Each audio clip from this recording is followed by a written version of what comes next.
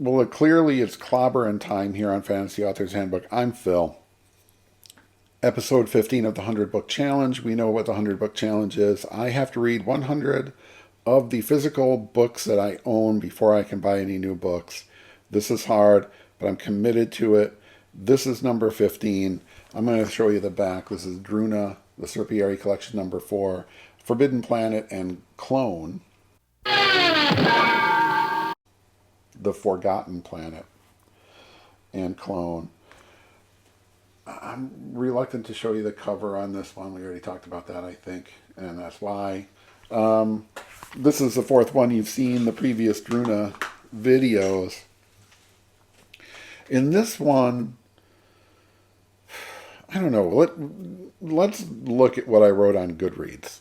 The two stories in this volume, The Forgotten Planet and Clone, are really one longer story split into two parts. So this book feels less episodic than the previous collections.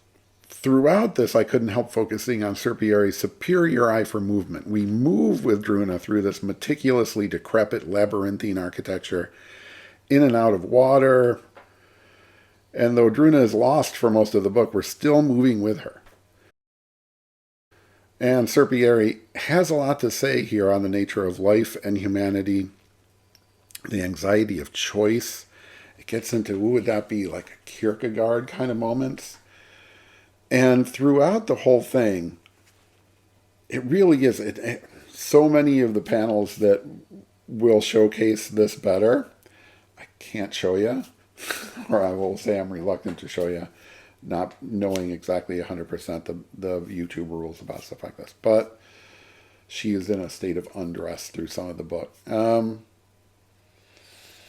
It's just meticulously done. Serpieri is a spectacular artist with a fantastic eye for just sort of the comic book sensibility, right? The sense of visual movement from panel to panel. Really outstanding. And then, of course, this is a work of really philosophical science fiction. It posits, and really from the very first book, the very first Druuna adventure, we're seeing what appears to be a very, kind of far future humanity where we're in big trouble. We've clearly kind of spread out into the galaxy in one way or another, but we're seeing humanity at a very low point, right? Where we first meet Druuna living in the first book, in this post-apocalyptic landscape, this plague-ridden world, where she is just this incredibly perfect, beautiful, bright spot in the middle of this literal body horror show, where there's this terrible plague that mutates people and turns them into these terrible monsters. And she's just trying to help her, sort of partner, lover, boyfriend, whatever, who has this disease, to get the medicine, which of course is being controlled by basically bandits and like a kind of, street gang level stuff.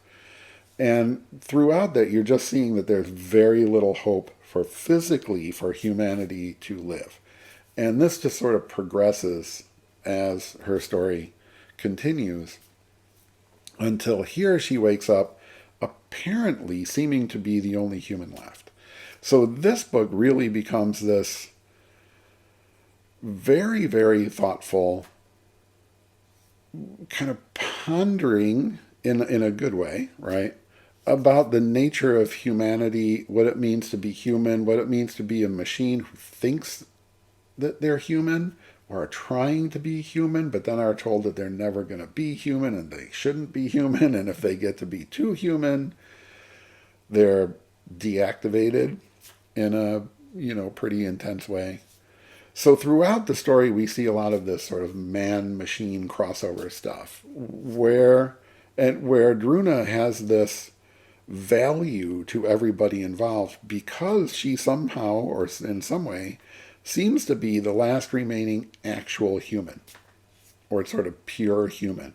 The other, we see sort of living kind of human people who are pretty mutated and really look like they're kind of in the end stages of whatever, disease and radiation sickness and stuff like that. And Meanwhile, again, she's just this sort of somehow this perfect being, which everyone is also, she's puzzled by. Like, why do I appear to be different? Where is everybody? What happened? Why, she keeps sort of disappearing, like falling asleep or going unconscious and then waking up, and it seems like an enormous period of time has gone by.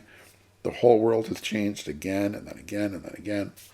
So really throughout this, where it's, yeah, I mean, it does. It gets into that kind of sense of we are computers or AIs or androids, and we're trying to be human, but then we've gotten to this point where now we have this sort of freedom of thought or free will, and it's scaring the crap out of us. We don't know what to do with that. It seems really frightening.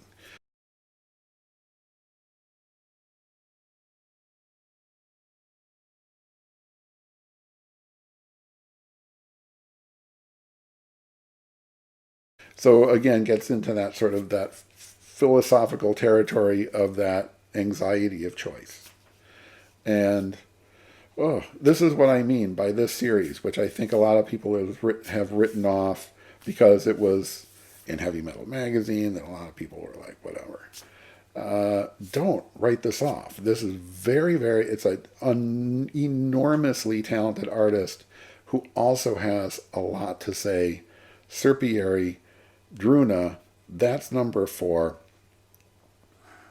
and number 15 overall in the 100 book challenge. I'm going to leave it at that. This is going to be a short one this time around. And I will see you again as soon as I can. Thank you for watching. Do the like, subscribe. All that stuff is free. There's no membership, no Patreon. I'll see you next time.